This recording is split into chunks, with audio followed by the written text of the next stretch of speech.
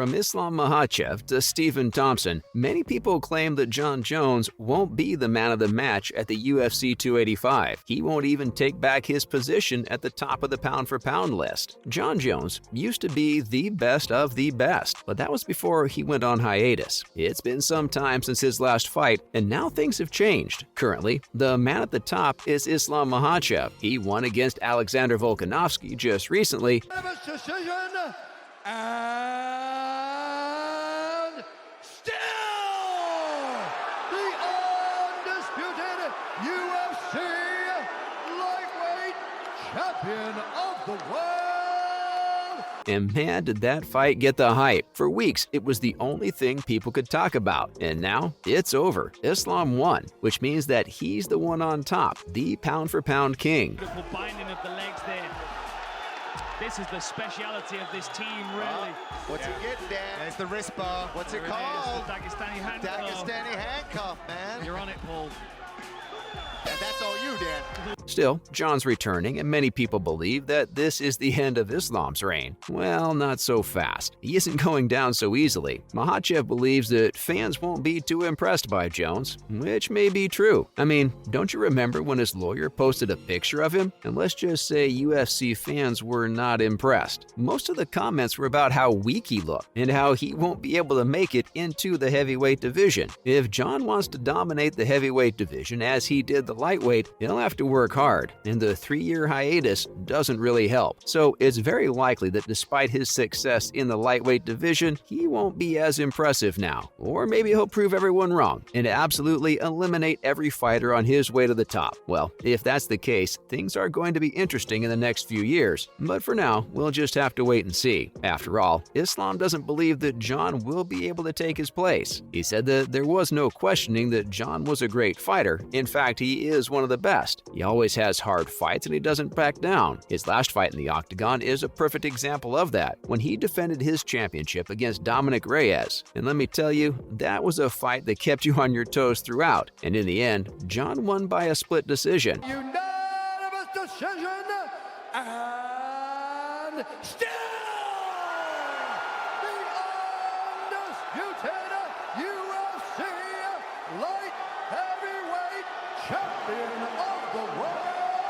But despite the high regard Islam seems to keep him in, he clearly said there was no way he could beat him. He was the best. For him, this is a fact. He's on top because no other fighter can defeat him. Jon is just another name on the list of people who can't compare. Well, that's just Makhachev's opinion. I mean, there are a lot of great fighters out there. Jon isn't the only one, and many people believe that he won't be on the top for long. It's obvious that the fighter himself is on the same page, but even if Islam is defeated, I have a feeling that it won't be Jon standing victoriously on the top. Many believe that he hasn't got what it takes to take down Gane. Even Stephen Thompson pitched in with his own opinion. He put it very simply, one of Cyril's biggest strengths is speed. He also has the footwork advantage as well, I would say.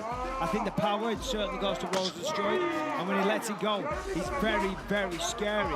And one of Jon's biggest weaknesses is the lack of it. Do you see the picture he painted? Jon was never fast on his feet, and with all the extra weight he put on to move up a division, he has probably gotten much slower. Scratch that. Based on his latest training videos, he has definitely gotten much slower. And of course, Thompson didn't forget to mention that he hadn't fought for about 3 years. Of course, he trained continuously, but it just isn't the same. Going in front of the crowd and fighting for a championship just can't be the same as training. Gane has been doing pretty well recently.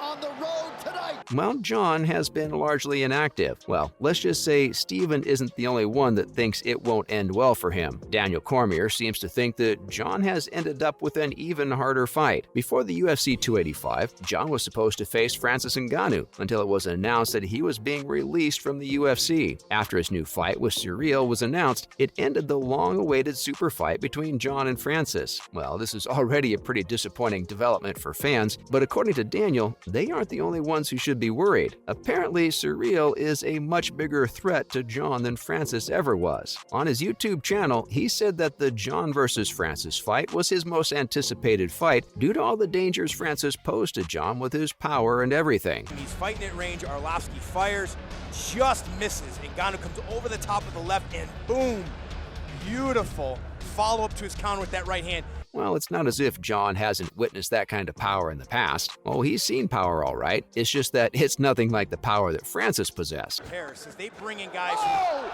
and Gane knocks Arlovsky down. That is it. The Predator Francis Ngannou.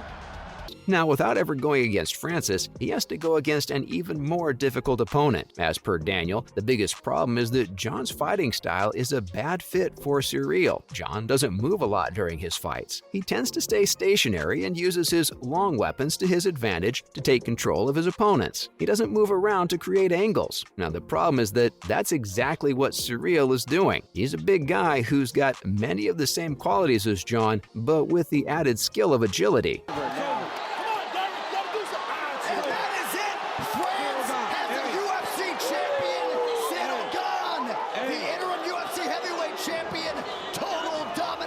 On the road tonight. I mean, John is pretty flat-footed, while Ciryl isn't. Not to mention that after his bout with Francis, Ciryl was able to better his wrestling defense by a lot. Now, that'll be another obstacle for John to pass if he wants to have any hopes of defeating Ciryl. But at the end of the day, Ciryl doesn't completely have the upper hand. John still has some advantages in the fight. Describing what strengths John has in a bout, Daniel said that John's fight IQ is unparalleled. He continued that John would probably thoroughly prepare before the fight as well. Daniel added that another thing he's got in his favor is that he's working with Henry Cejudo. Well, he's not wrong there. No matter what you think about the guy, you can't deny that he's an incredible fighting mind. 5 seconds on the clock in the second. He's got a choke. Trying to choke him out and finish the fight here. Lyoto's in trouble. Trying to finish this fight.